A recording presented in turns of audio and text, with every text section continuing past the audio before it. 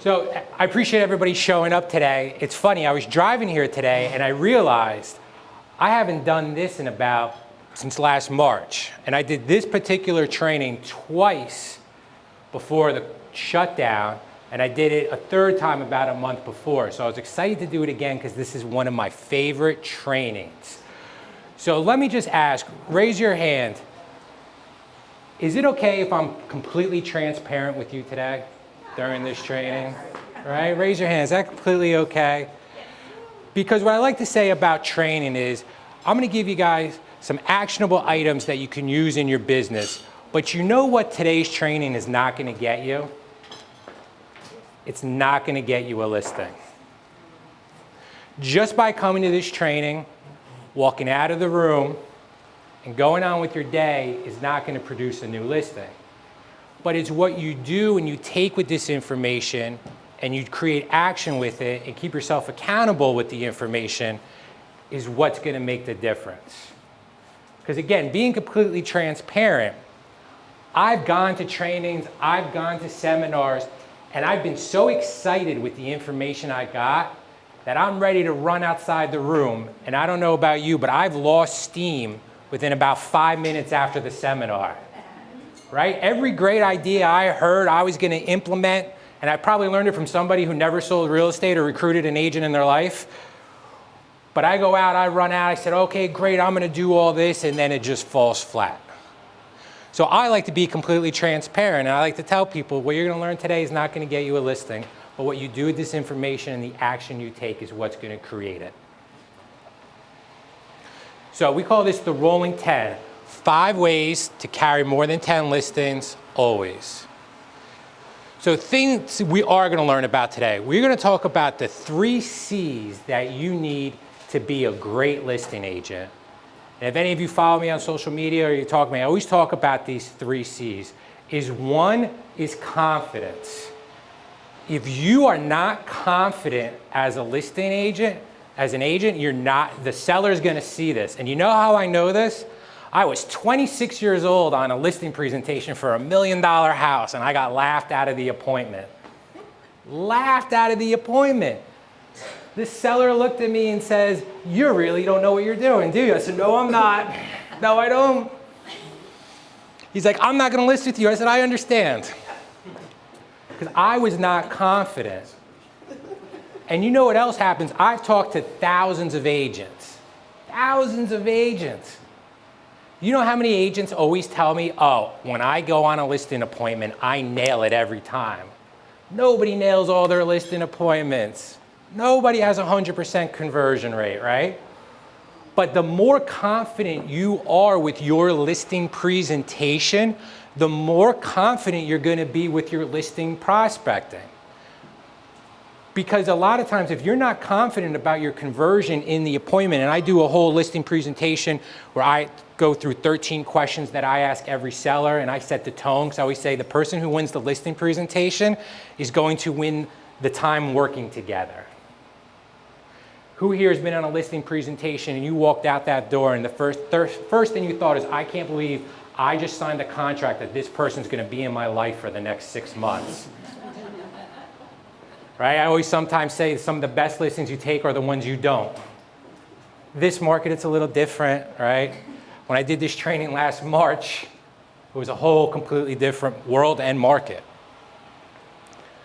But the more confident you are with your listing presentation, with your ability to handle listings, the more confident you're gonna be in generating more leads. Consistency. If anyone hears me speak, I am all about this word consistency. Usually, businesses change when you're consistent in your actions. So I've talked to agents, "Oh, Carl, I tried a mailer, that didn't work. Oh, Carl, I did one video, that didn't work. Oh, I tried this one time and that didn't work." Now we say, "Well, let me ask you a question. Did you go to the gym once, do cardio for a half hour, and eat grilled chicken for lunch and not lose the weight you wanted to lose? Does that mean the gym and eating healthy doesn't work?" Right? It's a consistency. I always say you want to get attached to your process, not your immediate result. So the consistent actions you take is what makes all the difference. Clarity. You have to know what you want. I knew, and I'm gonna get into this in a little bit, I knew right away I was not good with buyers. I would show a house, I was awkward, it was weird, I couldn't open lock boxes, I just wasn't built for it. Right? And I was lucky that I was able to tailor my business, and this is kind of the anomaly, not the norm when you're newer in the business, but I was able to tailor my business where I could handle a large listing inventory. And this was around 2007. I got very heavy into distressed properties, and I was able to carve myself a good niche. And that's all, you have to have a whole different mentality for that business. So it's really knowing what you want and being clear on it. The more clear you are, the better you're gonna be. Things we're not gonna learn about. We are not gonna learn. Guess what? I don't have the magic pill today. I'm not gonna sit here at the end and say, if you pay me $19.95 a month, I'm gonna sell you a product that's gonna generate you listings. There are people making hundreds of millions. I'm saying this correct. Hundreds of millions of dollars of selling realtors junk. You could spend $19.95 a month in this business and go broke. Who here gets a phone number with like a 206 area code or a certain area code? You know it's someone trying to sell you something. And how frustrating is it? There's a company, OpCity, who now is owned by Realtor.com. OpCity was buying leads, listen to this, from Zillow, buying leads from Realtor.com, buying leads from Home.com, buying leads from Boomtown, Brivity, all these companies. Scrubbing the leads, giving them back to agents for a 35% referral fee. Guess how much OpCity sold for? This is the interactive part. Anybody, take a guess. You can tell me $2. Mark's got an answer. Mark, $1 billion. It sold for $200 million. And all they did was buy leads from this company, give them out to agents, take a referral fee, and then sell it back to the company they were buying the leads from.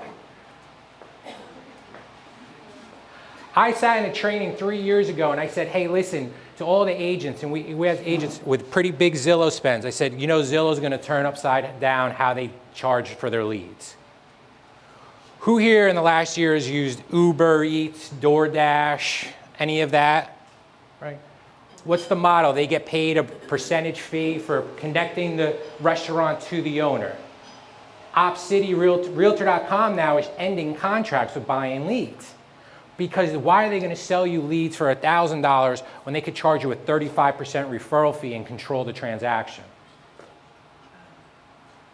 So let me ask, and Realtor.com is owned by Robert Murdoch, who's out of Australia, and guess what his company does there?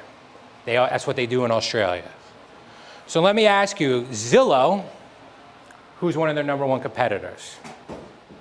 Realtor.com. So what we're seeing is Zillow flipping to a Flex program. And what do you think they're doing on the Flex program? They're gonna give leads to agents for a 35% referral fee. And every agent that they sold leads to, and they asked those leads to use their technology, that agents don't use, because they say, you know what, Zillow, why am I gonna use that? I'm paying you all this money, I'll use whatever I want. But if they're giving you the lead on a 35% referral fee, and the key is you have to use their tech, guess what they're gonna do? Use the tech. Now some of you saying, well, why do they care if people use their technology? I'm going on a little bit of a tangent here, so I hope you don't mind. Because across the Hudson River, there's a street where a lot of these things determine value, Wall Street. And the more people that are using their data, the higher their valuation is. So the reason I share, and the higher their stock price goes. So the reason I share this, because I like to let people know what's happening in the industry. This is something I started talking about 3 years ago in a training to tell people to get prepared for. Because if your business was heavy on Zillow leads, you're gonna be in a big shock. We're not gonna talk about too is resting on your resume to get the listing. We are in the most competitive listing market ever. And I've been there and I've seen agents done this. Well, I've done this, I've done that, I've done this for the business. But it's going to take more than that.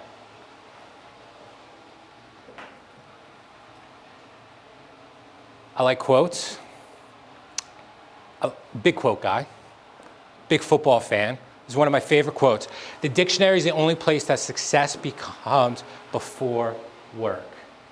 So I see all these agents who want to build a big listing inventory, and they're comparing themselves to an agent who's been in the business for 10, 15 years. Why can't I get a listing? You're looking at this agent's page 100 in their book. They're not looking at that agent's page 1 in the book and everything they did to build that big listing inventory. You got to focus on your page 1. And there's really no magic pill.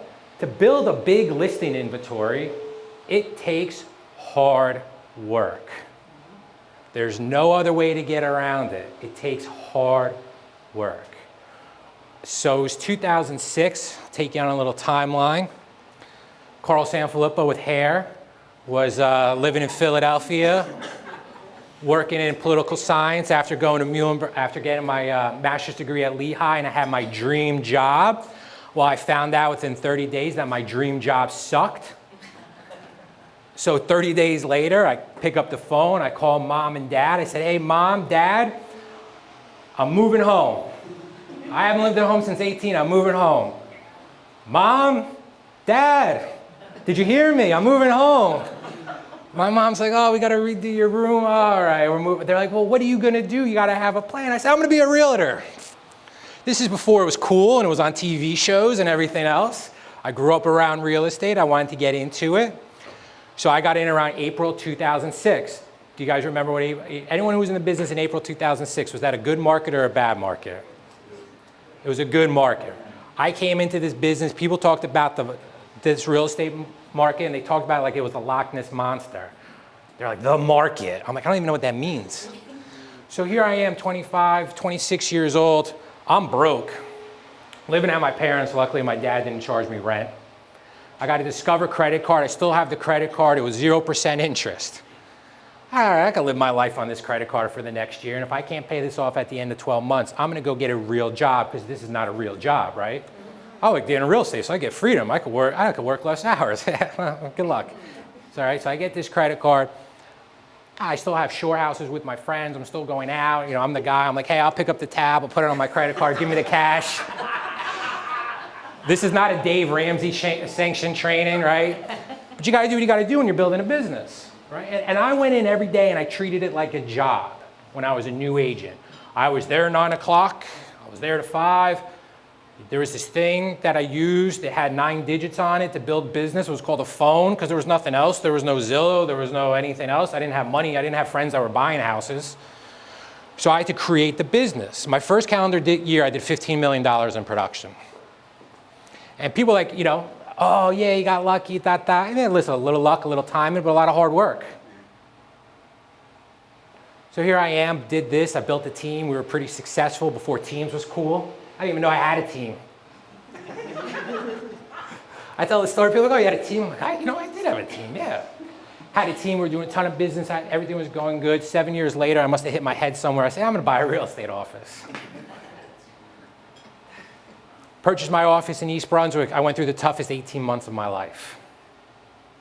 I went through litigation with my old broker, someone I knew since I was 5 years old, over a non-compete I signed that I didn't even realize I signed when I first got in the business and I didn't do any business. I was in the courts for 18 months. I was in recruiting appointments trying to build that business, and I had people in my office getting served as I'm in recruiting appointments, right? And the reason I tell that story is because people might say, oh, you did this, yeah, but you didn't see this stuff, right? You didn't see me have to get a 0% interest credit card again because I was getting mad. 3 things happened to me in 1 week. Some I don't want to happen again. I got engaged. I really like my wife. I don't want that to happen again. I bought the brokerage. Obviously, we've done that again. And I got into this litigation that was really tough. And I remember, it was in September. Who here has ever heard of Eric LeGrand? Some of you? So Eric LeGrand played football at Rutgers University. He got paralyzed on the field. He's now the head of the Christopher Reeve Foundation. He's a Colonia kid, Woodbridge. And I remember, I'm sitting on the edge of my bed, something just went the wrong way for me in court. And I'm feeling bad. I'm like, what did you do? You were running this team, things were going well. Why are you doing this? Like, do you really need this? Like, did you make the wrong decision? And I'm maybe like 32 years old at the time, so 31, 8 years ago. So I'm sitting there and I'm thinking, and I'm listening. There's a show, there was Boomer and Carton in the morning at the time. Carton went to jail for a Ponzi scheme. He's back. That's a whole other story. But when I do this training in Arkansas and I explain that, I'm like, yeah, he went to jail for a Ponzi scheme. It's like, what? Anyway, so it's a lot easier in New Jersey. So when I do this, so I'm sitting on the edge of my bed and I'm listening to the radio. And this is a guy who's paralyzed from the neck down. If you ever heard Eric speak, he's incredible. And he's talking about how lucky he is and how he was put in this situation for an opportunity. I remember I picked up my head, I looked in the mirror, I said, man, Carl, I'll beep it out. Like, you're an effing loser. I'm like, this guy can't walk. And he's saying how lucky he is, and you're here throwing yourself a pity party because one thing didn't go your way. Let's go. Right? So then we really started working on the brokerage, we started building, we scaled that. So the reason I tell the story is the first time I got a listing, I was like, this is cool, how do I get 10? I got 10, I'm like, how do I scale this to 100 with REOs and whatever else? How do I scale? Even so with the brokerage, I enjoy the part of scaling. Right? Some people like golf, I scale. I like golf, I just think at it. But right, it's always, so that's why I want to talk about that, because when we're talking about building a listing inventory, it's very tough right now to carry 10 listings, right? Because you're getting listings, they're just flying off the market. But in a normal market, and if you have been in real estate for less than 2 years, this is not a normal market, I hate to give you the news flash. But who here has carried 10 listings before in a normal market? The flowers smell better, the grass is greener, people are just calling you, you're getting buyer leads. What are the best buyer leads in this business though? On your listings. So when you carry 10 listings, it's the best. And I know because I've been there.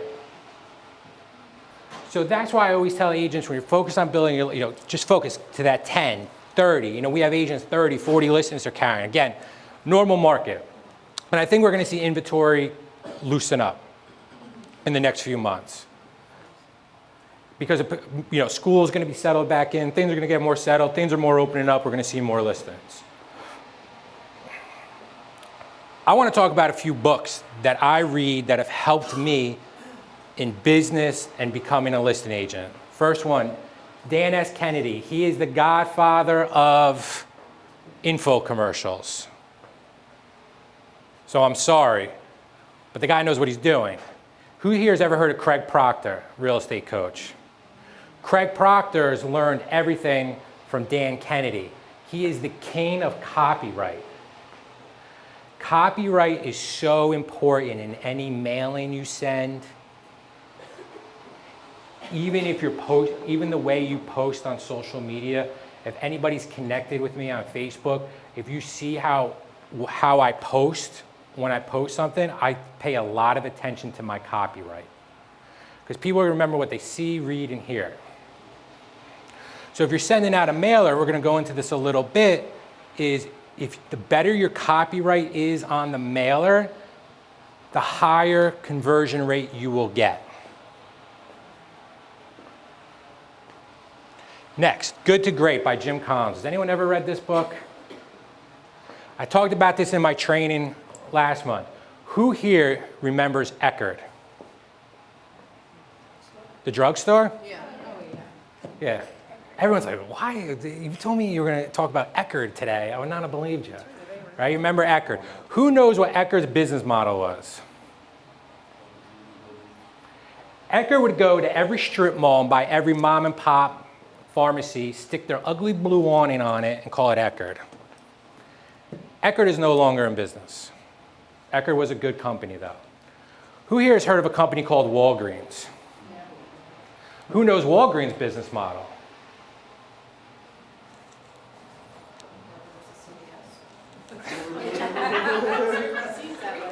Walgreens has a very specific model. They put pharmacies on corners where you can make a right turn on each road. They don't go into strip malls. They're very strategic where they locate it. Same business model, slight difference. One was a good company, one is a great company. Let me ask a question. Who in this room can cook just like a great cheeseburger? If I came over and you cooked me a cheeseburger, I'd be like, this is a great cheeseburger. Mark, punch you? Let me ask you, are any of you going to sell more cheeseburgers than McDonald's? Is your cheeseburger better than McDonald's? Right? Just some things to think about. So Good to Great is a great read. Just brush over the chapters about Circuit City, because I guess that didn't work out. Atomic Habits. This is one of my favorite reads. Atomic Habits is about making changes and being attached to your process. I have a coach in my life, a guy's name is John Cheplack. He has a saying, he says it to me all the time. Small hinges swing big doors. It's usually the small changes you make in your business, in your routine, the way you eat, your sleep. It's usually these small changes that make the biggest differences. So when I feel like I'm not in a place I want to be, business, personal, I analyze. I don't look at what's the big sweeping change I need to make, but what are the small little changes that I need to make and make them consistently that are going to produce that result. So Atomic Habit is a fantastic read. So, being busy does not always mean real work. The object of all work is production and accomplishment. Seeming to do is not to do. I told you I'm a quote guy by Thomas Edison. Who here has got home at the end of the day, you sit down, turn on the game, have a glass of wine, whatever it is, and you're like, wow, what a busy day. And then you're like, but I got nothing done. Who here has had 5, 6, 7, 8, 9, 10, however many properties under contract, and you're no longer a realtor? Do you know what your new job is? Paper pusher. Firefighter. You're putting fires out left and right. Psh, psh, psh, psh, psh. Psychiatrist. Right? And then what happens? I've had this happen. Agent will walk in my office. Carl, I'm so slow. Like, I am so slow. I'm like, how many deals you got pending? 5. Okay, when was the last time you prospected? Oh, I've been so busy with the deals.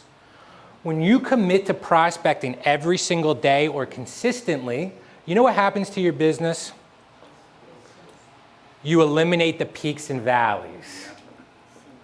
I always say in this business, you can't take the highs too high and the lows too lows. And the agents that have been with me for a long time, every time I say that, they just roll their eyes and go, I hate when you say that. But it's true. Nothing lasts forever. This market will not last forever. The market that we're going to go into next, and who knows what that's going to look like, that won't last forever too. 2008 didn't last forever. It felt like it did. Right? For agents that were in the market 2008 to 2011 was a long 3 years. So you got to keep that in mind. You can't take the highs too highs in this business. You can't take the lows too lows, and you can't make everybody else's emergency your emergency. You got to focus. If you commit to prospecting, I like to prospect in the morning. It's like the gym. There's plenty of times where I say I'm going to go to the gym in the afternoon, and I drive home with my gym bag because I never went, because I made up 1,000,001 excuses why I didn't go. But if I do it in the morning, I get it out of the way, right? I always like to take care of the 5,000-pound elephant in the morning, because around 4 o'clock, my brain starts going on the fritz anyway. I'm up at 4:45, 5 o'clock in the morning. Sometimes I catch myself calling people at like 6:30 a.m. I'm like, all right, Carl, relax. I'm like ready to go. I'm ready to go. I might be catching people coming home. More likely. I've done that. I have friends that'll call me 6 o'clock. I realize they didn't go to sleep. Anyway, but it's just knowing your routine and getting what it is. The morning works for me, but you have to figure out what works for you, and you have to treat your prospecting like an appointment. And prospecting doesn't mean just burning and turning phones. It could be doing your past client follow-up. It could be doing mailings. It could be doing whatever. It could be doing your follow-up. One thing that I always said that helped in my success as an agent, right? And this is from me, from experience, not from a book that was written 20 years ago, is that I was really good with follow-up. When I was 26 and I was living at my parents' house, I treated every lead like it was my last, because it could have been. So my follow-up, I was and this is all before, you put them in a drip campaign, you could do this, all that stuff is good, but at the end of the day, I did a lot of real estate without that crap as a borderline millennial. Truth is, specialists who dig deep in certain areas make more money than specializes in everything. Who here, you've seen the agent who's like, well, they're email signatures, they're the luxury specialist, the certified distressed property expert, the senior specialist. They have every specialist. You can't specialize in everything. I specialized a lot in distressed properties. I did a ton of I was able to generate a ton of residential leads, but I was able to field them out because I had so many distressed properties. But I knew what my specialty was. And I dug deep on it. It's kind of like a doctor. Your copay, your bill is a lot more expensive when you go to the specialist than when you go to the general doctor, right? For the antibiotic. And what I also noticed too is when you figure out what you specialize in and you really enjoy it, you're going to do more of it. So I'm going to use you as an example. You love farms. Right. Everybody knows it. And I'm sure you love doing it. Right? I specialize in distressed. We have agents that I have an agent that calls herself the condo queen. She loves selling condos. So it's really finding what you like doing, specializing in that. Because I also have a saying, and I posted this the other day. You know what happens when you try to go in 17 different directions? You only go in one, and it's down. I was a wrestler. When I wrestled in high school, I was okay at 10 moves. I was an okay wrestler. My best friend had 2 moves you couldn't stop. He was a state champion and All-American in college. It always stuck with me. Like, do you want to be the wrestler that I was, or do you want to be the state champion? And he had 2 moves you couldn't stop. I'm a huge baseball fan, Yankees, Mariano Rivera. Sorry to everybody else's teams, I really don't care, but my team sucks anyway. Mariano Rivera was the greatest closer in baseball. He got into the he was one of the first players to get voted 100% into no, he didn't get 100%, he got robbed. You know how many pitches Mariano Rivera had? 1. He had a pitch that nobody could hit. It makes him one of the greatest ones of all time. So just something to think about when you're thinking about your business. Truth is, too, is not every agent is wired to carry more than 10 listings. Listen, I'm in the Facebook groups online, and I see all this stuff about you got to be a listing agent, You know what? If you don't like listings and you have a system that handles more buyers and you enjoy doing that, God bless. Typical market, disclaimer. Working with buyers is easier. And this is what I mean, easier. You work with a buyer, we're so excited, we're going to go see 3 houses. This is how I want to spend my Sunday. I don't really want to watch the Giants game. I want to look at houses. Right? The last buy-side deal I did was 2012 was my wife's best friend, tremor through the whole deal. The whole time going through the process, I'm looking at them like, I got to have dinner with these people next Saturday. They're going to think I screwed them. Right? I'm like sweating bullets. I'm like, you can have my commission, just be happy, right? Like, right? But they were happy. They're like, Carl, isn't this fun? I'm like, yeah, this is fun. I have nothing else I'd rather be doing right now than going through all these houses with you two. Right? It was fun until you get to inspections, and obviously this market's different, right? This market, buyers are really getting burned out. There's a ton of fatigue. There's fatigues with buyers, sellers, agents, right? Buyers are getting fatigued, they're getting beat out, they're getting into attorney review, and then they're getting kicked out of attorney review. Sellers are getting tired, and everyone always say that, people look at me like I'm crazy, but I'm like, sellers are getting tired, they don't want to keep showing the house, they don't know how to analyze these 24 offers, and they're waving this, putting their first kid through college, they don't know what to think. Sellers agents are getting beat up by buyers agents, it's just a lot of fatigue in this market, and it's tough, and I feel for everybody. But in the normal market, your buyers are typically happy until you get to the inspections, right? And then they found dust on a railing, and it's a $30,000 credit. Right? And we're seeing that now. Inspections are so tough, especially when everything's going multiple offers. People are like, I'm paying $40,000 over list price for this house, and I got all these issues with the house. Right? You guys seeing that? But so what happens though is with the sellers, and I've been there. Who's had this seller? Carl, it's Mr. Schmidt. Hey, Mr. Schmidt, what's going on? Somebody left a half bath light on in my house. So we have a new agreement right now. Like, oh, Mr. Schmidt, what? Because you need to be at every single showing to make sure that no lights are left on, Times that by 12. Who here has had the seller said, hey, we're going to list your house. I'm going to use a number, $300,000. God forbid you got that price right away. They're like, oh, it's $300,000. Like, I knew you listed it too low, Carl. Let's go. We're not taking this. Hey, you have an oil tank that you didn't know about underground. Oh, Carl, you should be paying for the removal. I'm like, oh, yeah. Because I put your oil tank in 1975. I was born in 81. So what I say is not everybody's wired to be a listing agent. I was wired to be a listing agent. I was not wired to be the buyer's agent. I'd show the house, yeah, these are countertops. What's the material? Countertops. Right, and it's okay, I wasn't wired for that. But for the sellers, I don't know, man, I guess I just got made fun of my whole life, so I could just take it and just roll with it. Like, Carl, I'm not happy about this. Like, yeah, it's fine. I could compartmentalize it. So I was okay carrying a lot of listings. I would get anxiety with the buyers, right? They're looking over my shoulder, the lockbox isn't working. I'm like, oh, give me a minute. The seller wants to call me and yell at me. I'm like, just take a number. But all right, so it's like, I was wired for that. But why I would tell that story is I've worked with agents who have done platinum level production just working with buyers. And this agent would say to me, I don't want to deal with sellers, they're whiny.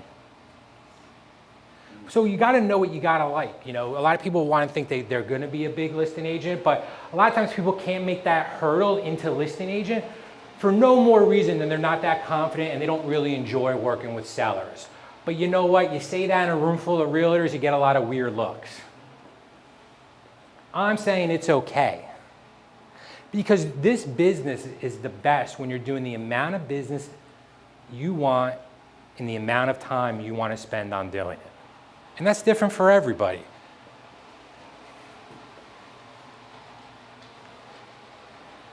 There's an NAR stat. Does anyone know the stat? I mean, I'm giving it away here, but how many hours you spend with a buyer compared to a seller? I'm sure the stat's going to change after this year. Right? You spend 4 times with one buyer as you do with one seller. So let's talk about scalability. In my opinion, I always thought, man, it's a lot easier for me to be able to scale this than to scale the buyer side. For me with REOs, I was like, it's a lot easier for me at 26 years old to have no friends with money to be able to scale an REO business by making contacts and doing, it wasn't easy, but I could scale an REO business a lot easier because of my situation than I can a regular residential business. And then when it was time, I was able to incorporate a residential business into it. I swear I'm going to show you guys some listing stuff too. Why do you want to be a listing agent? Right? Because listing agent equals leverage. You sell a house for $300,000, let's just say it was a 3% commission, $9,000. Who here has ever had that listing that just spider webs? it changes your whole year. You get the listing. I use the example. We have an agent in East Brunswick. His name is Rocco. Right? That always gets people to laugh too, like when I do this in other states. Like, really, his name is Rocco? I'm like, yeah, it's New Jersey, come on. Anyway, so he cold called a for sale by owner, got the listing, right? He did an open house. A potential buyer came in, didn't buy that house, but he ended up listing their house and then sold them a house. He got another buyer from the open house and sold them another property. I'm like running out of fingers.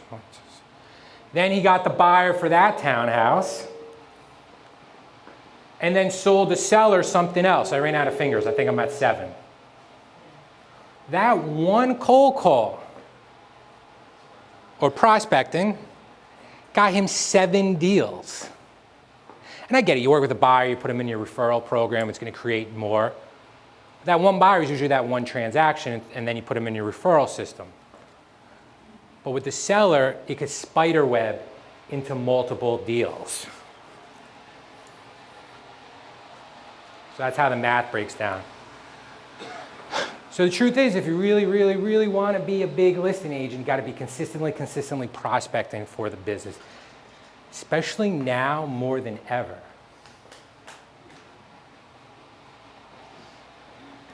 Time. How much time should you be spending prospecting? Truth is, your career changes when you commit to prospecting daily. Bigger truth is usually not as much time as you think. So if you're just doing it for a half hour a day, 5 days a week, that turns into hours of prospecting a month you've spent. So first technique we're going to go over is expired listings. This was my favorite. I heard so many people go, ugh, I loved expired. It was like a game. Why did I like expired? Guess what they've already done? They've already listed with an agent. Right? For sale by owner, you're usually trying to overcome that they never listed with an agent. Expired, they've already listed it with an agent. And when you get an expired on the phone and you do this right, do you know what that person will do? They will tell you everything they hated about their agent, and they're going to tell you everything you better not do. They will set the expectations for you so quick and so easily, and over and over and over again. 15 minutes a day. You can dial the phone 10 times. You know what happens too? Nobody picks up. So you get someone on the phone, they usually like to talk. But I would call expireds, and we would lay them on with our distressed properties. The biggest thing people misjudge when calling expireds or doing the sales over the phone in typical is all about your tone, and it's all about your steadiness. So I'll show agents how to call expireds. I'll do a couple with them. And this is how they call expireds. Hey, Mr. Expired, my name is blah, blah, blah. I'm with Remax, da, da, da. They sound like Crazy Eddie. Remember Crazy Eddie commercials? Like, oh, blah, blah, blah, blah. Carl, I made the call. They just weren't interested. I'm like, you just rushed to get off the phone so you could turn around and tell me you made the call. And I've coached inside sales agents and other things on how to make these calls. You need to be slow and steady when you speak. You need to ask good questions. And you need to let the other person speak. What were the challenges you faced with your last agent? Well, and then I see the agent, was it because they didn't market your house? Was it because of this? I would tell them, shut up. Let them talk. Don't cut them off. Use your manners. This is what you learned in 5th grade. Apply it to calling expireds. They're going to tell you everything you need to know. Because what's going to happen is, what do most expireds say about their agents? Never called. I never heard from my agent. What else? They never showed it. They never showed it. Their marketing stinks. So when you're gonna go meet with this expired, what am I gonna go talk about? I'm gonna talk about how you're gonna hear from me. I'm gonna show you my marketing. And I'm gonna set the right expectations with you right there. So for me, I didn't mind expires because to be frank, they gave me the roadmap of what I needed to do. Because I'm not that smart, so I don't like trying to figure it out. I'd rather have them tell me. Hi, this is Carl Sanfilippo with RE/MAX. I specialize with owners that a home is expired. Are you still accepting offers? So what's happening now is, are there a lot of expireds? No. When do a lot of houses expire and then we see them relist?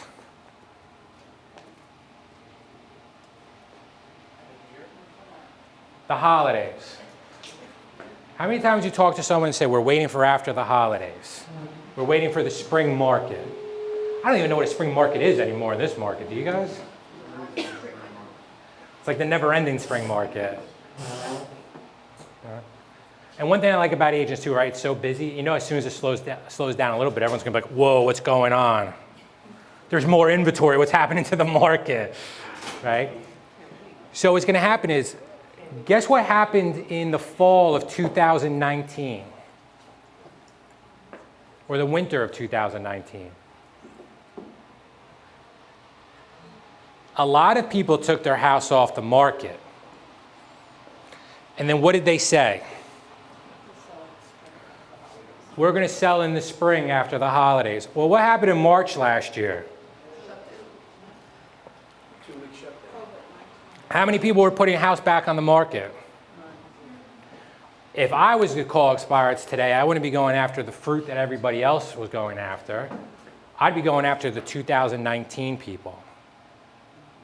Especially if it was my expired, or someone I was working with, or somebody I was having conversations with.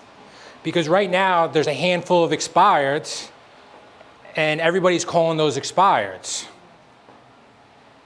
I like to go fish where there's nobody else fishing, right? So I go back to 2019, 2018, and really work on that. And I would also try to get expireds of investors. Because what has happened to investors in the last year? They're having a tough time. Even if their tenant has been paying rent, they're still like, I don't know, maybe I should get out. So I'd be focused on investment properties that had expired, absentee owners, things like that. Right, what I'm just trying to do is just trying to give you a couple different ideas of things that might work for you. Because I like to try to look at the trends of what's happening.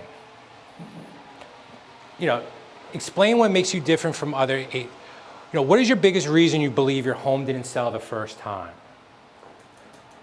Is that an open-ended question or a closed question? It's an open, right? They can't just say, why do you think your home didn't sell the first time? They just can't say no. And sometimes you hear some pretty creative responses. My beep, beep, beep, beep. All right, you know, got to roll with the punches. But the reason I like to ask that question again is they're giving me the roadmap of why their house didn't sell. So I know exactly what to do. My goal was to never get the listing over the phone. My goal was just to get into the door to meet them. And what I would do is I would set the appointment, and I usually sent them something beforehand. I'm a big pre-listing packet guy. So expired resources, you know, I get this question all the time. Dialers, Mojo, RedX, Vulcan 7, Sales Dialer, all the data. Again, LandVoice, RedX, Cole Realty. People ask me about scripts. People get so, I've seen so many people getting ready to get ready. I'm gonna call expireds. I need to find the right script, I need the right headset, I need the right chair, I need this. I don't know, man. I was just like, I just picked up the phone and did it. I didn't have any good scripts, but you know, I came over time. I wasn't afraid to make mistakes to improve myself. You know, I had a mentor that used to always tell me, like, stop getting ready to get ready. You just Google Mike Ferry expired scripts. His scripts are good. They work. They're free. They're out there. So, and what I would do too is if you had a listing that expired in the last 2 years, I would go back to that. I would go back to condos that expired before the pandemic. Because condo prices, you know, me and Donato were just talking about a condo complex and how crazy the prices have gotten. And with everything happening, when people are looking for more space with the pandemic, this is such a great time to go after that market. The for sale by owner. I'm going to preface this. I have an agent in our East Brunswick office that went through my, I call it the for sale by owner boot camp. She went through my boot camp. She started getting for sale by owners listings left and right. I started calling her the FSBO queen. She'd walk in, I'd clap. And she had never done it, and this was somebody who was afraid to get outside their comfort zone. But she found this technique to be the best technique for her. And she probably got about 10 for sale by owner listings in a year. So what's happening right now? Are we going to see more FSBOs or less FSBOs in this market? Right? Because why? So easy to sell. Right. So whenever I talk about for sale, but oh, you know, do they really need an agent? You know, that's a limiting belief. There are still FSBOs every day listing with agents. I know because I see it. It's still happening, right? Who here has got the for sale by owner? They had deals fall apart. They accepted an offer that really wasn't that strong. Right now, in my opinion, agents need, for sale by owners need agents more, not less. How many times as a listing agent have you received an offer and you're like, this is confusing, right? We're going to appraise the, we're going to waive the appraisal up to $7,235, but not if there's a septic, just like all these crazy terms that are coming in offers. This is the time we're needed more, not less. If you're a real estate broker and you think your agents are in the office too much, just put a for sale by owner sign by the front door. Your agent will never come into the office again. I thought that was funny. Mike Ferry quote. I grew up as a son of a realtor, my mom. And we had the station wagon out of the Griswolds with the brown side paneling on it. No seat belts. You know how many times I almost got chucked out of the car because of a for sale by owner sign? I love the question, where do I find for sale by owner leads? I'm like, oh my God. They put a sign in the front of their house with the phone number. And I know that because I almost got thrown out of a Chevy station wagon because my mom would drive by, see it, and write that down. I'm like, oh yeah. I'm gonna start wearing a helmet in these car trips. Right? She worked a lot with for sale by owners. The information's out there. And the truth is, not many of your competition and other agents are going to be working for sale by owners, especially now. Because everyone thinks there's no way they're going to list with an agent. So this is by far the warmest territory a real estate agent can enter. This is my mentality about working with for sale by owners. This is what happens. A for sale by owner, right? Beautiful Saturday morning, big stretch. I'm going to sell this house myself. They get the red sign, for sale by owner. What is that homeowner thinking right now? They just put the sign out, brand new for sale by owner listing. What are they thinking? I got this. I don't need an agent. This is so easy. No problem. They're on a high, right? Like my 235 social media followers are going to get this thing sold right now. They get the sign out there. They got that swag. So what do most agents do? They attack them. You don't know what you're doing. You need to work with a realtor. I could sell your house for top dollar. Come on. This guy's sitting there like, I don't need anybody. And what happens to all those agents that hit up the for sale by owner right away? Do they ever follow back up? So what happens 6 weeks later with this guy who's got the sign out saying, I got this, is now thinking, oh no, my house still isn't sold. What's going on? how many agents are there for that for sale by owner when they're kind of standing in front of their for sale by owner sign with their head down? That's where you need to be with that FSBO. You can't be there right in the beginning when they have all the confidence in the world and think it's going to be an easy process. You have to be there when the for sale by owner realizes this is harder than they thought. Right? We have in our center a marketing package called for sale by owners. It's called Learn How to List and Market Your House Like a Realtor. And we use this and give it to for sale by owners. People are thinking, well, why would you want to give them this information? Really what it is, it's a direct marketing piece, talking about all the pitfalls that they could fall into. Oh, sorry. But you want to be there as a resource. If you want to come in as a consultative, you don't want to come off combative.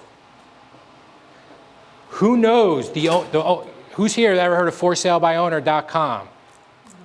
Did he sell his house with a realtor or with an agent in Seattle? Oh, with a realtor. This is the guy that owns ForSaleByOwner.com. He sold his house with a realtor. And what I would do is when I wanted to automate working with for sale by owners, this is sort of the flow. Week 1, you want to get face-to-face. Introduce yourself. Hi, I do a lot of work in this area. If there's anything you need, I like to see that everybody get top dollar in this area because it's good for comps. If you have any questions, concerns, let me know. Boom. Very soft. Week 2, hey, here's some information to for sale by owner packet. Hey, here's some comps that I pulled that you might not have thought of. Here you go. Right? You're just adding value. You're not asking for anything. You can hand over a vendor list. The week 5, you could call them. You could contact them weekly, check in. What I would do is I set up a action campaign in a CRM where once a week they got an email from me with some item of value, very nonchalant, very non-pushy. That's kind of my style to start with. But I would set that up and I would automate it once I got their contact information. But don't rule out for sale by owners. Excuse me, because there's only going to be more of them coming up in the next few months. And when you see a lot of for sale by owner houses, do you usually see the pricing pretty good on them or pretty bad? I would typically see pretty bad. Because you know what's happening right now? I'm thinking of selling my house. Is my first call a realtor? Typically, what am I doing? I'm going on Zillow, I'm going on Realtor.com, I'm going on Redfin. I'll use the same example. I'm thinking about buying a new car. I haven't called a car dealership. I've been looking online. Right? And I'm trying to narrow down which dealership I want to walk into and do the dance. That's it's just what technology has done. Let me stop. Does anyone have any questions for me so far? No? Truth is, week 1, when all the agents are going to talk to that for sale by owner, half of them will never do another follow-up. After week 2, 75% won't. 90% won't after week 3, and after a month, nobody's going to be there anymore. So if you can automate some of this with a email campaign, with an item of value, there's ways you could do this where if you're trying to scale it, and then you could do a phone call drop, you could do a voicemail drop. I mean, you could do all these different things. But it's a great way to go after for sale by owners. You know, you can send them, if it was me and I was setting up a new campaign for sale by owners and I just met somebody, I got their email address, I put them in the system, the first thing they would do is get a video from me. I'm sure you're all shocked to hear that. Great meeting you, best of luck selling your house. I mean, very positive, very, very positive. Too many agents go into for sale by owners confrontational and negative, and it just keeps rubbing the seller the wrong way. Because what are most people's attitudes about agents when they go to for sale by owner of their house anyway? You can't feed into their attitude. If you're still around week 4, week 8, I mean, they're going to discover you're different than others. So here are some resources. Make Me Moves. There's Zillow, there's for sale by owner leads on Zillow. Again, the Land Voice, RedX, Vulcan 7, yard signs, like I said. You drive around, you see FSBOs. And I know agents, you love when you see that in your own neighborhood. Oh, nothing gets agents more heated, right? And you see it in your own neighborhood. Can I stop you right there real quick? Yeah. What is the Land Voice, Redix, and Vulcan 7? So these are computer programs where they could get phone numbers and resources for sale by owners, that type of stuff. If you want to go that route. Right. Craigslist, forsalebyowner.com. All right, I got to tell you guys, part of my email campaign for sale by owners was I had a link to the article about the owner of forsalebyowner.com selling his house with a realtor. Week 4, a little of that aha moment that you're not the only one going through this struggle.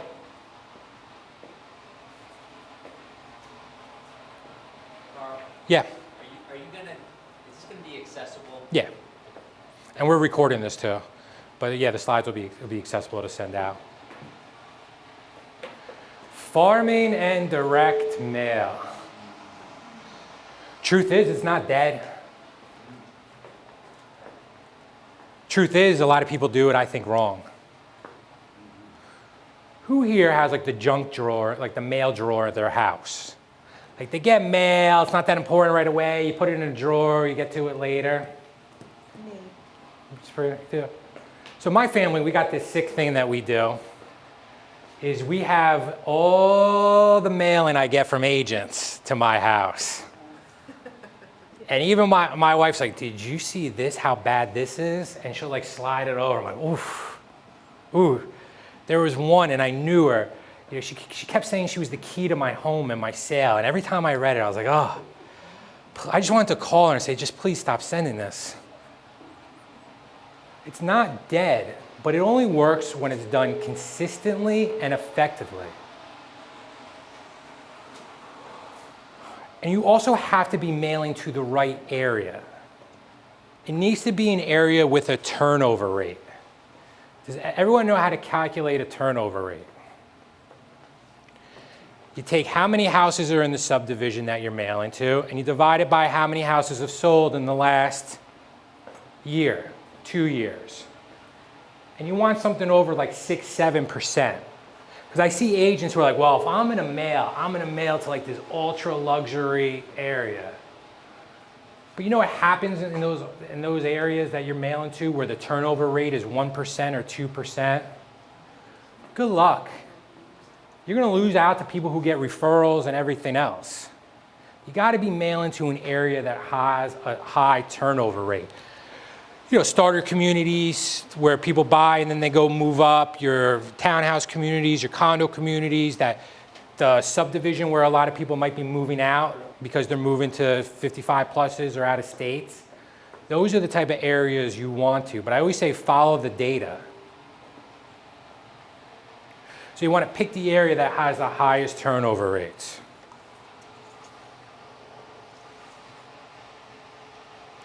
So what I say about this too is, you know, don't just brag about yourself in the mailer. And what I mean by that is I get a lot of mailers that say, like, hey, I was Circle of Excellence Magenta. I was this club, I won this award. What does that mean to the seller? My dad doesn't know what Circle of Excellence Award is, right? I am my parents' #1 realtor by default, but it can't just be about you when you're mailing. You want to talk about what are sellers thinking about when they're looking to move. We had agents during the pandemic and right around the time of March that were just mailing out, thanking the local service, nurses and frontline workers. No call to action, no everything else. But you know, it can't just all be about you. You use mailers too. So who here has used a QR code in the last year? Where you go to a restaurant, you scan the QR code, you get the, right? Not in real estate, but like in life. No. But let me ask you a question. Who here is, I've used a QR code. I used to think they were old and outdated. I didn't even know how to use a QR code until last March. Right? So if I was going to do a mailer, I would say on my mailer, I would have a QR code and I would simply put, see why I'm not your typical agent. Scan me. They scan it, a website pops up, I got a video, I'm doing some song, and but you just want to make yourself stand out of how you're different. And I did this. We had an agent that recently joined our company a few months ago. Young kid, he's crushing it. And he sent me his mailer before he joined. He's like, what do you think of it? I said, I think it's absolutely horrible. I said, there's nothing here. You talk about stage, it's not you. You have a QR code with your website address above it. Why am I going to scan it? You already have the website address there. You want to walk people through a path.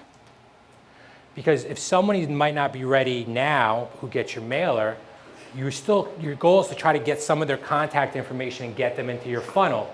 Who in this room plans on being in real estate in 6 months? So if a lead's not ready now, are you ready to work with them in 6 months?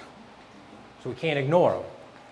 So in your mailers, you want to have something that's going to attract. I am blessed to be in a mastermind group with some of the top teams and agents in North America. I mean, we're talking about the #1 team at RE/MAX, #1 team in other brands in this group. And you know what everyone is saying they're getting the best result of right now with mailing? Is community. Community, community, community. And I know we have some agents in this room that do a great job with that. But if you're mailing a specific area, it doesn't always have to be about, you won this award, you won that award. It just could be mailing showing that you're part of the community. I always use a story. We have an agent in East Brunswick. She has like 30% of the market share. She's everywhere. Right? You go to the mailers, you go to the fair day, she's there. I woke up this morning, my wife's wearing a t-shirt with her name on it, with the logo. I'm like, I can't escape her. I grab a coffee mug this morning, it's her coffee mug, right? But she's just so big into the community. We joke around that there's a force field around East Brunswick that her car bounces off of and doesn't let her out of the town. And some of you probably know who I'm speaking about with this agent, but she does incredible business in that town, and she's all about the community in her mailers.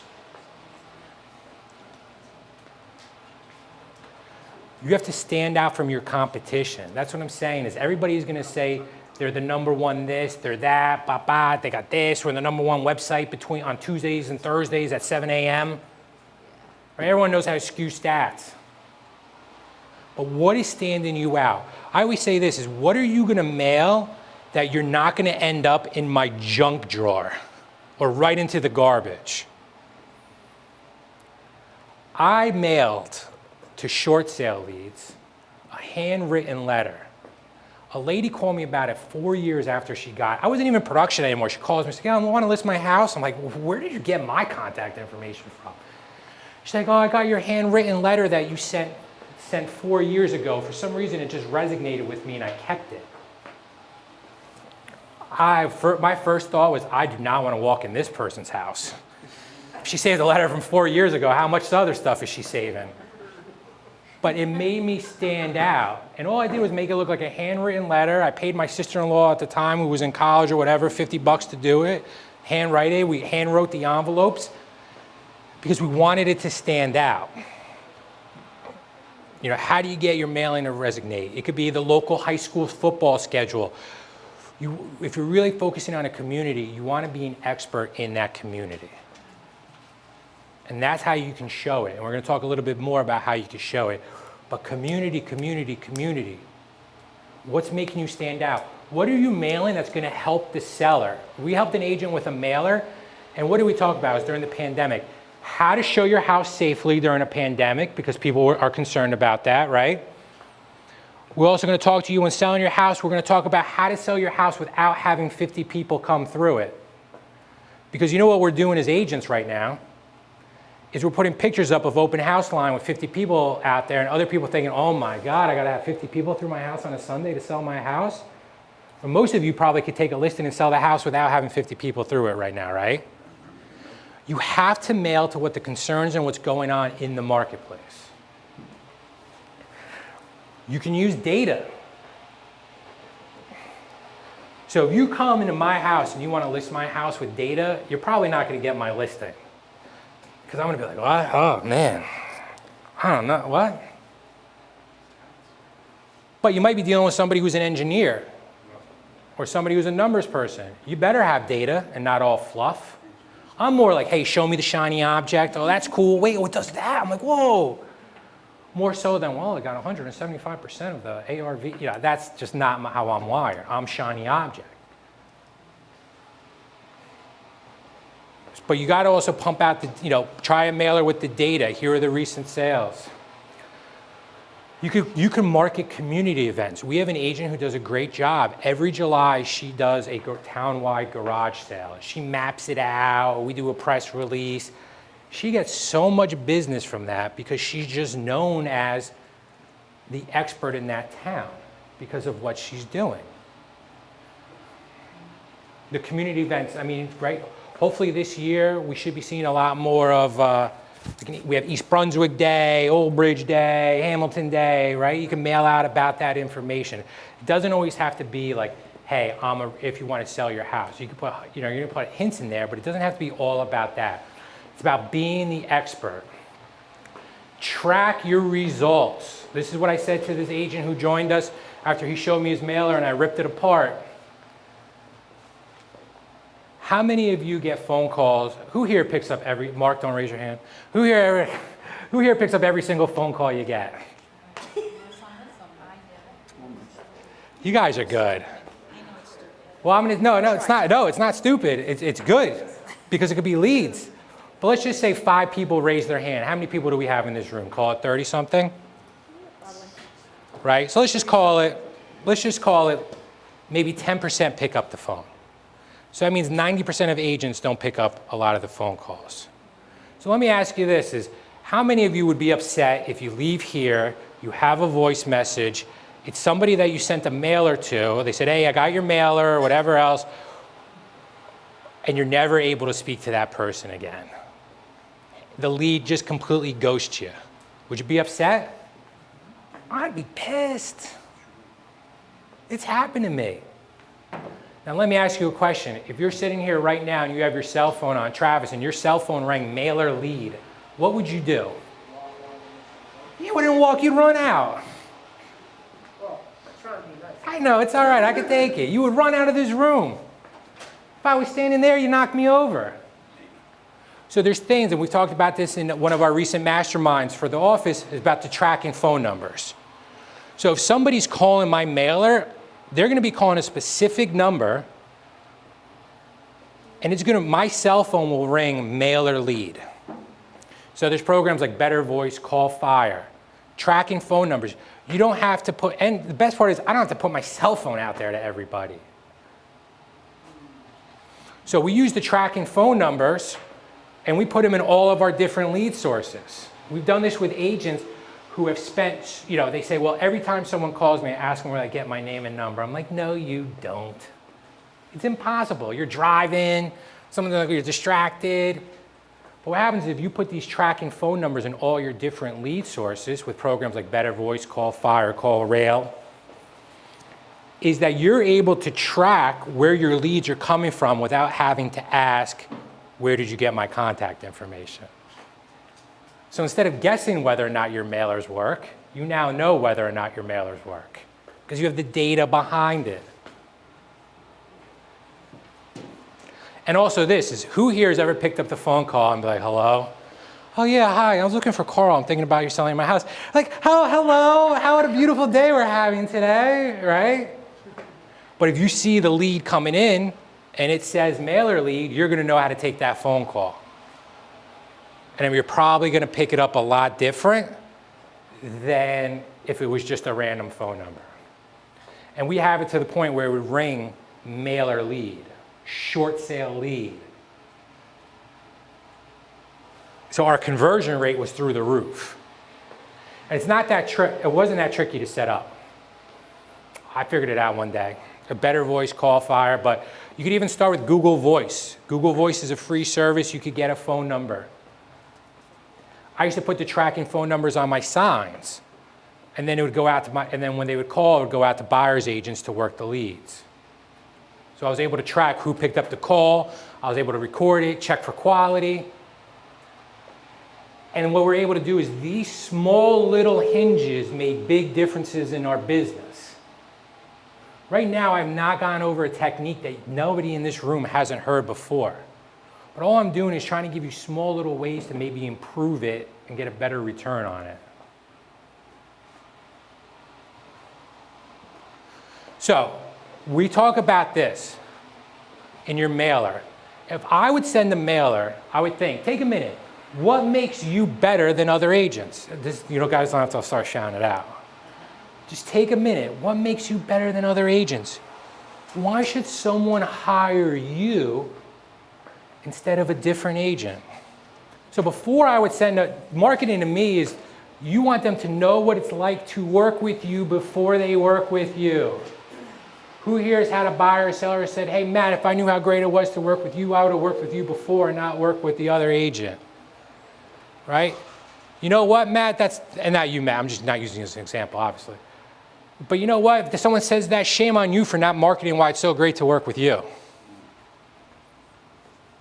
Right? I'm my parents' #1 realtor. Doesn't mean I'm everybody else's #1 realtor. And man, my parents were some clients. Oof. It's fun working with family, right?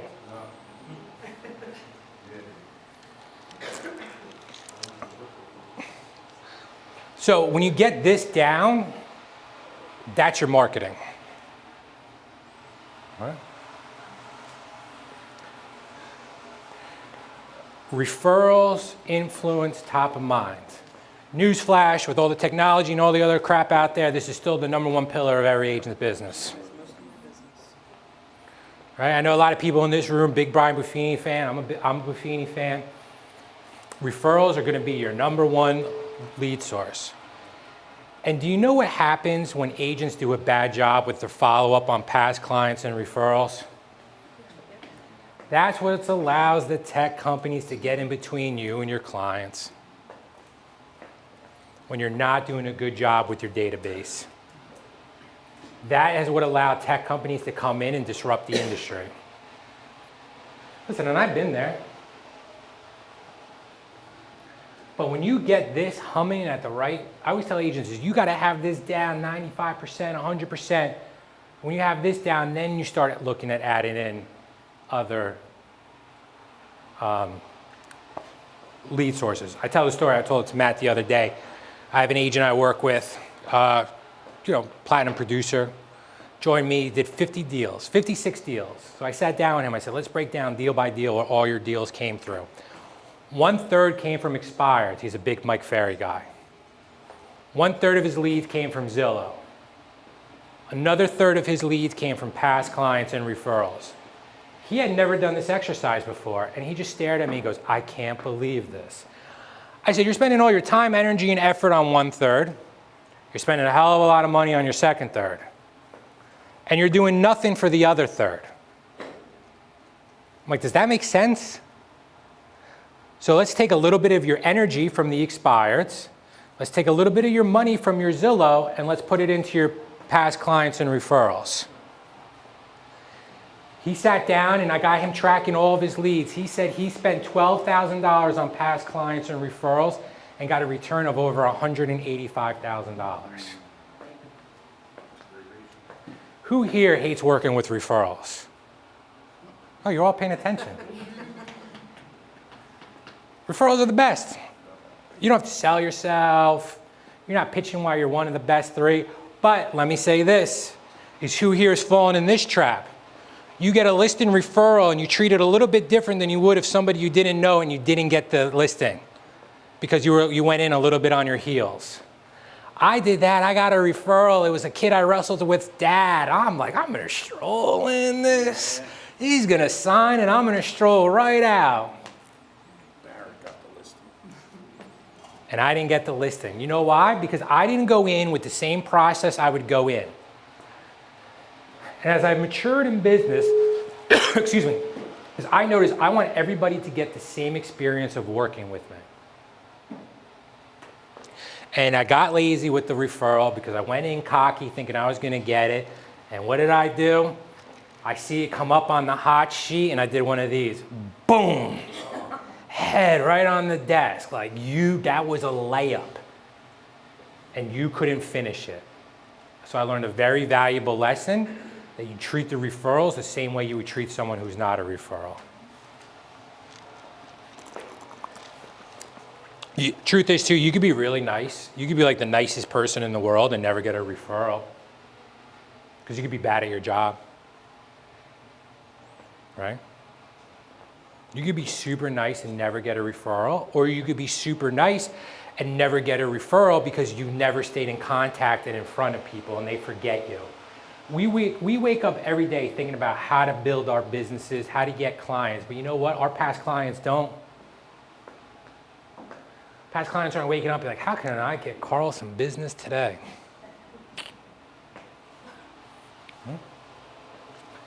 You could be really, really good and never build a referral business. I mean, you could be that contract person, like everything's perfect, perfect transaction. Who here thought they had a really good past client, everything went really well, you thought the job was perfect, and you see them list their house with somebody else? It happens, right? You could be very, very good and never build a referral business. How do you run your referral business? And I know people who are really deep with Buffini have this down. But when you look at your business, do you know what is going out for the next 8 months to your database? Do you have your database together? And I know it's a challenge. And what I want to say by database is your referrals and past clients is not somebody who inquired on homes.com about one of your listings. Right? These are people who know you, like you, and want to do business with you. And I ask agents this all the time, especially when I'm interviewing them about coming to the company. I say, if you sold me a house a year ago, how have I heard from you and in what manner? Because if you're able to answer that question exactly specifically, great. But if you can't, that's room to be able to improve and grow. And with technology, it makes it even easier. You know, and you could leverage video with it, because what's great with video is you could be in front of 200 people, 500 people without really being in front of them. Because what happens with video is you build that rapport, you build that, you know, you ever see these things like people on TV where they see him, like, oh, I feel like I know him. Or they, like the public star does something that people, oh, I can't believe he would do that. Well, how do you know? You don't know him. You've only seen him on TV. Right? Or athletes, it's because they see him, they build that rapport. Same thing when you're doing video and using that to stay in front of your clients. So you want to run your referral business like you could franchise it. And I would say this is every December, except for last year, agents like to go down to Atlantic City for Realtor Spring Break, right? Right? For some reason, agents tell me they're too busy to set this up, but they find enough time to be at the B Bar at Borgata for Realtor Spring Break. Right? So I like to sit down in December and map out what I'm going to do for the next Realtor Spring Break. It always gets everyone. And I got to give credit. That was Olivier's quote that I stole from him because he calls it Realtor Spring Break. It's right, yeah. I got to give Olivier credit. I wouldn't do that to him. So in December, I would like to map out, because what happens in December too? Is it usually busier or slower? So I take that slow time to plan out what I'm doing for the next year. So I would know what exactly I'm sending, how I'm going to do it, and I have it mapped out. Because you know what happens when you have it mapped out? It's not May 1st. You're like, what am I going to do this month? You should be in front of your past clients and referral once a month with something. It doesn't have to be anything big. So this is an issue. So this agent that I'm talking about that we broke down his deals was 1/3 expires, 1/3 Zillow, and 1/3 past clients. He's like, Carl, it's like, what do I do to get in front of these people? I feel weird, right? Nobody wants to call somebody and say, hey, I'm just checking in, right? Worst phone call you can make. It's awkward for you to make it. It's awkward for them to get it. So he's like, what can I do? So what we did was we did a client appreciation event. He did it with a lender. They rented out an area at a restaurant, a loft. And what happened was this made him reconnect to his database. So he called everybody, he texted everybody, and he mailed everybody. And I'll never forget this. He walks in my office and sits down in a chair. He says, Carl, I got one call to make. I'm like, well, why are you sitting in here telling me about it? He's like, well, I don't know if it was a good experience. The deal kind of went sideways a little bit. I'm like, call. I said, what's the worst case scenario? He's like, the guy doesn't like me. So what happens if you call him? He still doesn't like you. He's like, all right, I'll make the call. He makes the call. Guy shows up to the client appreciation party. Within 30 days, he gets 2 referrals from that guy. Because he thought they had a bad transaction, but the seller didn't think they had a bad transaction. But he always laughs because he brings that guy. Because every once in a while, I'll see him be like, hey, I bring up that story to him. Because that was a great way to get back in front of people. I know an agent who does a big charity event every year for CMN. He typically wins the high CMN, does casino nights, does all these events. And he says to me, he goes, well, the real reason, I do it because I love doing it, but I get so many referrals at the same time. So he goes, it makes me feel good about what we're doing, and it also helps the business. It's a win-win. I know another agent in Somerset County. She does a big charity event for breast cancer every year, and she says, she enjoys doing it, she's passionate about it, and it generates her business. She's like, that's not the reason I do it, but that's also what happens. So it's a great way to reach out to referrals. Anything community, we do a lot with CMN, Children's Miracle Network, things like that. So this is what I'm talking about too, is these are your clients, right? Where are your people? Advocates are your core people. The advocates are the time where someone says, oh, I'm thinking about buying and selling. Like, oh, you got to call this agent, right? Those are your advocates. Right, then you got some people who are kind of on the less. And then you got people on the fringe who really aren't, who are acquaintances. But this group is what you really got to focus on. When I ask people, how big is your database? And, 1,000 people, I laugh. Your database is not 1,000 people. You might have 1,000 people who put an email in and inquired about one of your properties, but Mark, 1,000 people in a database that you really know? It's usually 100 or so. Yeah, it's like my Facebook. I got 2,000 friends and 5 in real life. But it's like,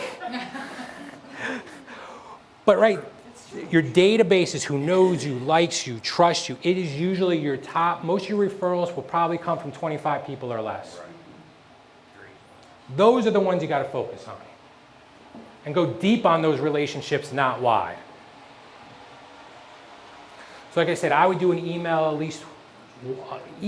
least once a month and a phone call at least once a quarter.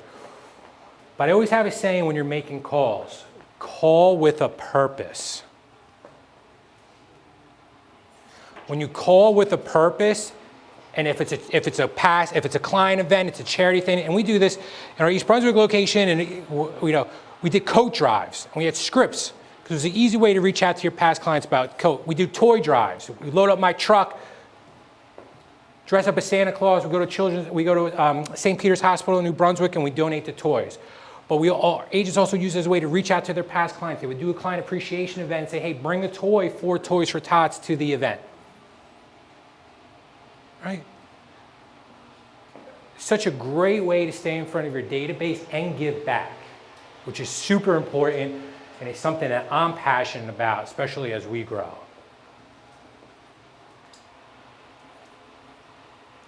Really knock it out of the park. You could do a closed Facebook group. The best thing that I heard at this client, I've been to so many client appreciation events, but what I love about the past client appreciation events is people there start mingling and start referring each other business. Thanks, Gina. I can't believe I All right. You could be number one to your group. Who's heard of Amelia Earhart? What did she do? Right, first one to fly across. She's the first female, right? The Lindbergh was the first one to do it. First male. So Lindbergh was first one, and Amelia Earhart was the third person to do it. Who was the second person to do it?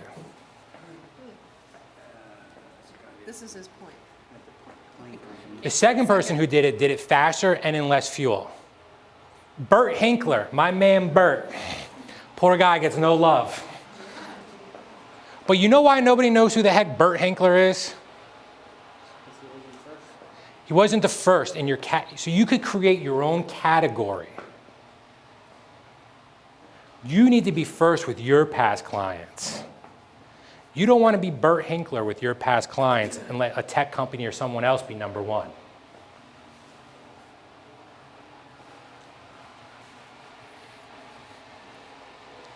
I'm huge on this. Too many agents I see get a referral from a client, the property closes, they send them something, under $25, whatever. How long does it take before you get a lead and you get to closing? Months? Sometimes years, Joan, right? Yeah, sometimes years. Right, so it could take a while. So they waited 6 months to acknowledge somebody who went out of their way to refer you a client. Again, getting attached to your process and not getting attached to your immediate result. So what I like to do if somebody would give me a referral is right away, handwritten note, Starbucks $5 gift card, send it to them. Regardless if I ever talk to that client again. Because I'm not worried about whether or not I get that referral and close them at house. I'm worried about the relationship. And I'm worried about that person wanting to refer me more business because I acknowledge them.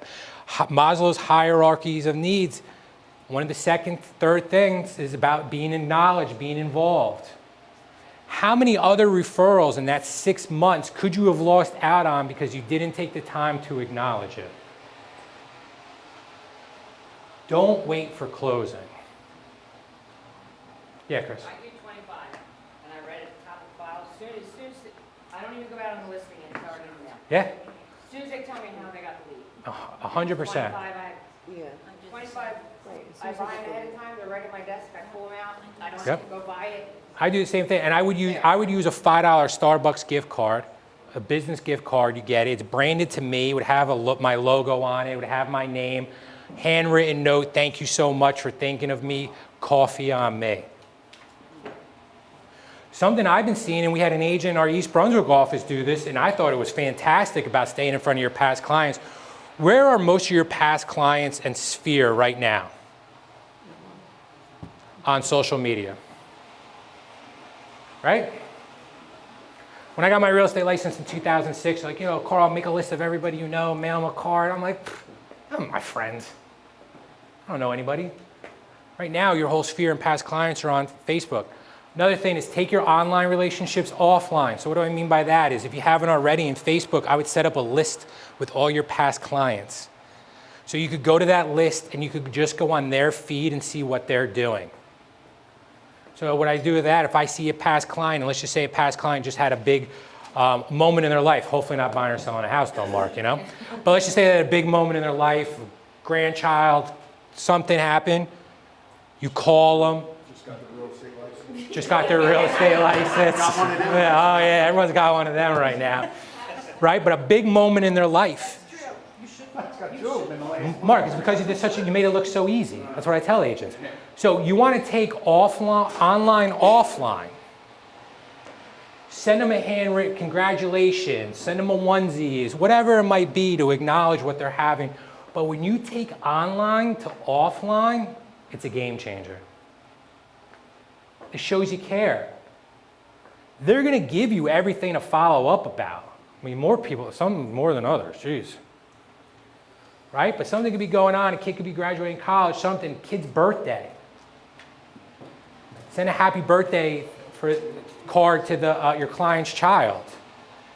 It doesn't have to be expensive. I mean, the $5 Starbucks gift card, you can't even get a caramel macchiato. You know, some of these prices at Starbucks are ridiculous. Thanks to my wife, I know. I can't even say half the order. But you send them something just as a little token of appreciation, and that will make more people advocates.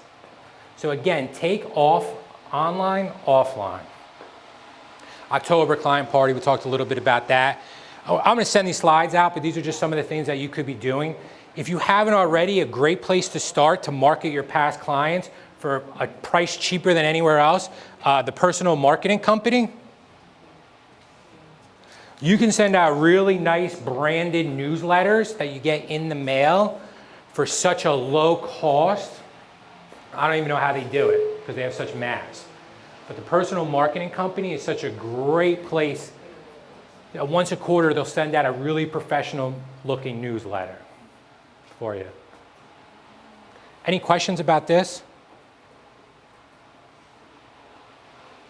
And again, be consistent. Yes? I have a question. Sure. It's really good material, don't get me wrong, when you're off of it, you just don't do off of it. But if you're like lost, and you just went over this, where would you start? If For the you- referrals? Yeah, if you have a database, and you're on Facebook, and you haven't done any of this, where would you suggest we start? I would have some type of event that you could leverage to reach out to people. Whether it's a charity thing, you're doing Toys for Tots, doing jackets during the winter, or any type of need for a food bank, anything like that, I would do an event. Because it's a lot easier to make a phone call saying, hey, instead of saying, hey, Sabrina, I know I haven't talked to you in 3 years. How are you? Sabrina's like, what the hell? I'm good. Right? It's awkward for me to make the phone call, right? No, I know, because I've been there. I've done this. This isn't just like theory. So, but if I say, hey, Sabrina, it's Carl. I know we haven't spoken in a while. How are you?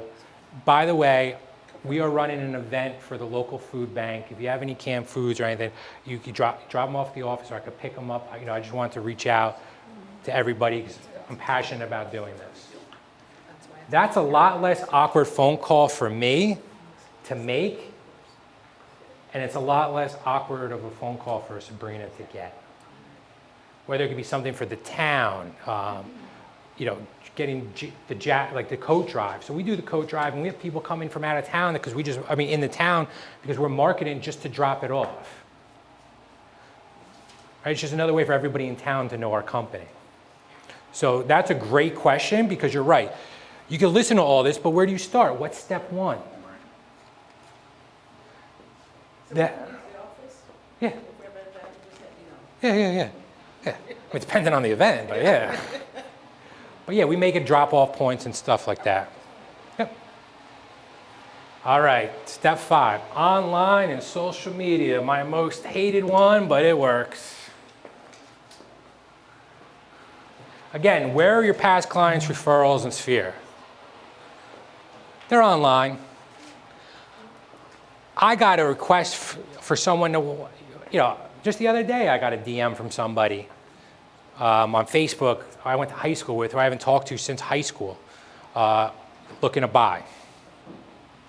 I see your stuff, bop, bop, bop, I know you're in business, and they reach out. And we do a lot of our business stuff on our page, and I always get the question about personal page and business page, and I say your personal page just eventually becomes your business page. So we try to post something motivational, we try to post something personal, and try to post something business. My kids usually are the ones that are the winners of engagement, man. So first thing first is Google pay-per-click ads and SEO and YouTube. So everyone's thinking, does this work? Every year we pay out referral checks every month to these companies. So you see how it says ad next to it? That means someone's paying to be up there on that Google search. So people ask me if it really works, and I say, well, I pay commission checks out for this all the time. If you have a pen, there's something else you want to do. It's not in my slides because this has come out since after my slides and I got lazy last night. Called Google LSA, Google Local Service Ads. What Google Local Service Ads does, it allows you to be on top. So you ever search like a business, put like Remax Hamilton, and then it comes up the business with the website and the phone number? What Google Local Service Ad does is you actually have to apply to be verified by Google. So you apply, you put your license, everything else. You pay when people actually call and click. So if someone searches best agent in Hamilton, best agent in Columbus, wherever the town might be, is you could come up there, and if somebody calls, you pay for when somebody calls.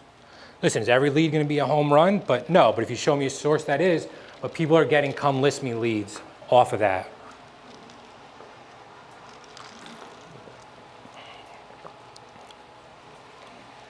Right? So, if I was an agent and I was trying to market the best realtor in East Brunswick, New Jersey, I would create a YouTube video. I would go on a website like Fiverr.com, Fiverr.com. What you can do on Fiverr.com is you can have somebody that can help you boost your video. So YouTube, who owns YouTube? Facebook. Google. YouTube's the second biggest search engine in the United States. Number one is Google. So what I would want, so if you post your stuff on YouTube and it gets engagement, it can rank in your searches. And I'm kind of giving you guys like a little broad brush of how it works. It could go a lot deeper than this. And I know some people in this room have gone deeper with this and their head just spins. All right, but people will Google it. Who here would love to just sell real estate in like one local area? All right. I, being the REO gentleman that I was lucky enough to sell real estate from Teaneck to Cape May. My dad was on vacation once in Cape May, and I got an REO in Villa, New Jersey. Does anyone even know where Villa, New Jersey? I didn't even know where it was. Villa. Oh, Villas. Luckily, it's right next to Cape May, where my dad happened to be on vacation. So instead of me driving 2.5 hours, I had the luxury of calling my dad and ruining his day on the beach. You could become the local expert in your area with video. Right? Whenever you look at building a presence, I always say, would you rather be calling people to come work with you, or would you rather have people calling you? You want people calling you. We call it the magnet effect. Right? You want to build a magnet. You want people to come to you. So we did a video contest in our office. Who here participated in the video contest, and who here got a lead or two from the video contest? So it looks like about 80% got a lead from doing the video contest. How much did you guys spend doing the video? Nothing, just time, Time, which was not a lot. and for me in the beginning, humility, and stepping outside my comfort zone. All right? So I'm sorry I shared a way for you guys to generate leads without really costing them any money. Right? This goes back to spending $19.95 a month.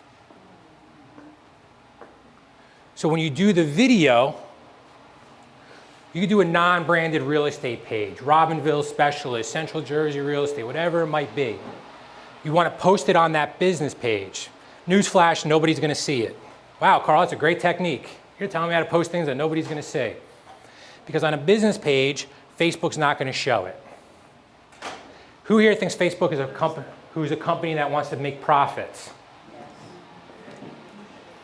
So they want you to pay to do it. So what you want to do is you want to take your cell phone. When you do video, you have 3 seconds to get somebody's attention, or they move on to this. So what happens is I'll see video where people are like, hey, happy Thursday, video world. Boom, nobody's watching.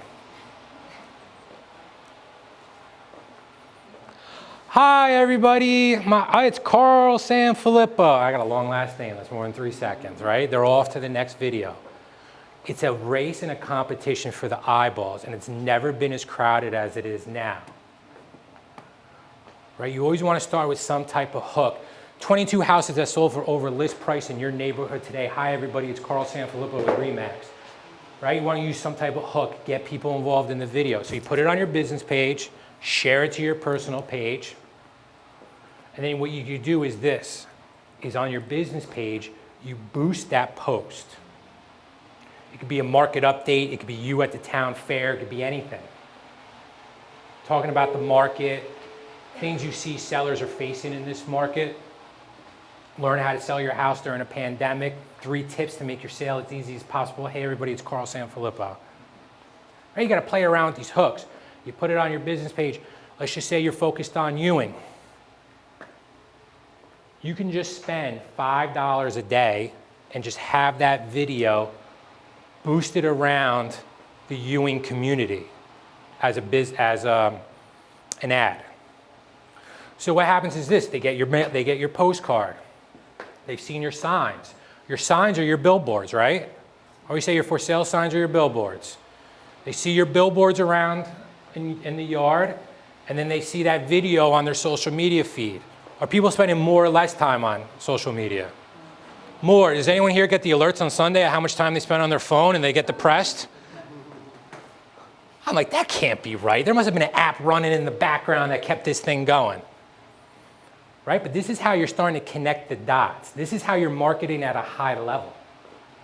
I went to a broker open. I've been in one broker open in probably 3 years. I went to the broker open and then someone goes, oh, you're Carl Sanfilippo. I see you everywhere. I'm like, oh, I'm sorry. Like, I get your emails. I see your videos. I see your ads. It's I know I took it as a compliment because we're marketing. So this is just kind of what you can do to connect the dots, but I can't tell you how many people are like, oh, I do a video or 2 and I get a lead. It's like, well, imagine if you're doing that consistently. And you know what? You don't need the videographer. You don't need a professional setup. You just got to do it. You know, a lot of people are like, oh, Carl, I see your videos now. You have a lot of professional video. Yeah, you're seeing more of my page 10 than my page 1. Where I did some really bad videos in the beginning, like embarrassing. But I learned, and I just did it. It doesn't always have to be a call to action. It doesn't always have to be, and if you know of anyone thinking about buying or selling, call me at da. It doesn't always have to be a call to action. It's just providing value, especially if you do it locally in a town, and you really focus on that community and double down, it should be less call to actions. Right? You do it on Facebook. Instagram. Who owns Instagram? Facebook.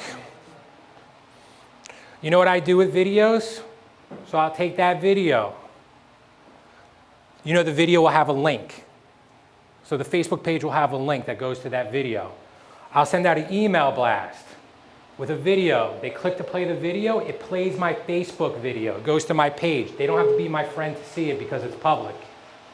Why do I do that? Some of this is like real, like, Carl, how do you know this? Because guess what happens? They now click on my video, they see my video. Who's going to show up in the algorithm on Facebook next time they go on? Me. Because somebody in San Francisco is a little bell going off thinking, oh, this person actually cares what Carl has to say, so we have to show them more of Carl. Right? We all know how manipulated these algorithms are. It's all over the news. So instead of sending them a YouTube video, I'll send them a Facebook video, and now and we've done this. I sent out a video I did for this training. I posted it 5 days earlier. I sent it out. My video started getting likes and comments again, and it started coming back up in the algorithms. So we take the one video and we use it in 5 different ways. This could be a training in itself. So I know I'm giving you kind of the broad brush, and if you guys want to learn more about this, this is another training that I'll be happy to do. And then what we do with the video is we take the video, because not everybody's going to watch it. We upload it to a website, rev.com. What Rev will do, it will transcribe everything I say in the video for $1 a minute. So you know what I do with that transcription of that video? I put it in the post. I put it in the email.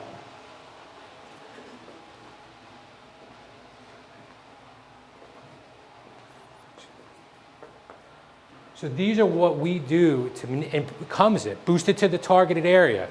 Write the video content out in your post, like I just discussed. You could leverage it with past clients. I know an agent, I won't say her name, who did a video and went more data on the video and got about 4 listing leads from it. I won't say her name. Right? Because it works.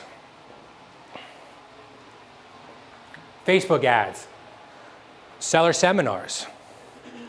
We have an agent that joined Office East Brunswick. She's like, Carl, I have this crazy idea about doing a seller seminar. I said, what's crazy about it, right? During the height of the pandemic, she did a Zoom. We ran Facebook ads and we marketed, learn how to sell your house during a pandemic, how to do it safely, how to do this, how to do that. She spent $100 on it and got 2 sellers from it. 1 right away, 1 down the line. Again, because she's like, well, what if only 2 people show up? You don't want 2 listings. The tragedy, right? People get so worried about how many people are going to register, how many people are going to come. It doesn't matter if you have 100 people, it doesn't matter if you have 2 people. It doesn't matter what you get out of it. And if someone's not ready to sell right now, but they might be ready in a year, again, are you going to be in the business in a year? You're going to market to that client, right? It's about building your sales funnel. And a lot of this stuff I learned in The Ultimate Sales Letter, the book I recommended in the beginning.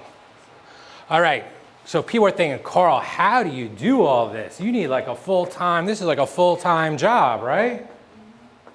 Small hinges swing big doors. You don't need an assistant. There's websites, Fiverr.com, Upwork.com. I used Google pay-per-click ads to generate short sale leads. I have no idea how to set up a Google pay-per-click. 1 month I took 15 listings. 15 listings. I don't know how to set it up. But for $150, I found somebody who did, and we ran the ads.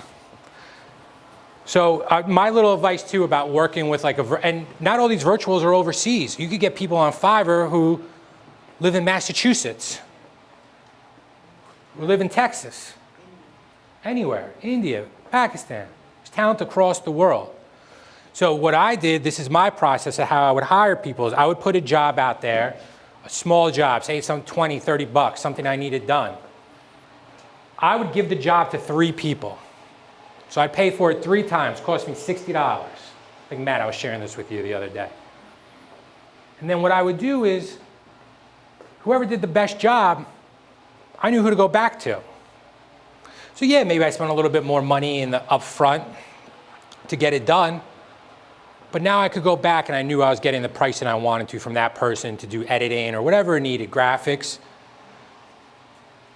There's another website, onlinejobs.ph, where you could get virtual assistants direct. But there's so much talent there across the world, but that's what I did to help scale. The key is to find out what your strength is for generating seller leads and double down on it. I am by no means telling you to go out there and start trying to do all 5 of these things. Not one bit. What I'm trying to do is help you think about ways that might be a little bit outside of your comfort zone, or how to implement something that you're already doing a little bit more. Wow, it's 12 o'clock. I've been going on for 2 hours. I'll wrap it up. So we have a URL, thankyouFromCarl.com. If you want to get some of the scripts and everything, go in there, put your email address. Don't worry, I'm not going to try to sell you anything. I know most of you anyway. And you can get some of the scripts. Because watch, you're going to go there, you're going to see a video. And the reason I want to do this too is because I want to show you and give you some of the ideas of how to do this. So Oh man, look at that 8-year-old headshot. Does anyone have any questions? Comments? Did anyone get anything out of this? Yes. Nobody? Yes, Joan. Do we, as a company, do we have anything for National Night Out that we do? That would be the next thing, I think, coming up as a community. We don't, but we could look into doing something. I mean, every single community has that. And it's August 1st. Oh, it is?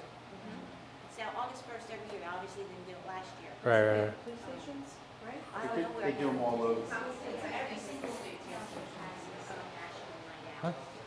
No, we'll look into doing something for it. That's a good idea. Because like I said, looking about a good place to start.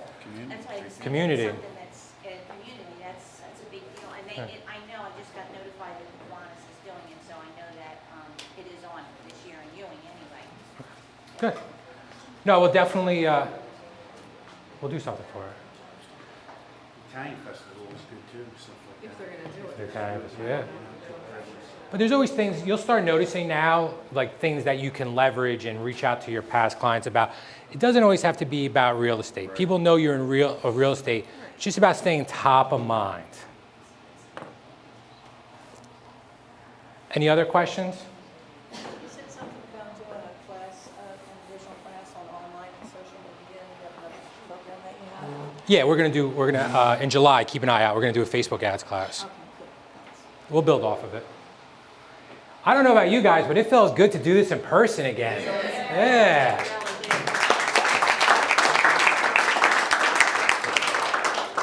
I don't have to do this in front of a green screen and be only, I like to move apparently, so I like not to be able to move 2 inches. But listen, I know how busy everybody is right now, so it means a lot to me that you took time out of your busy schedule to come.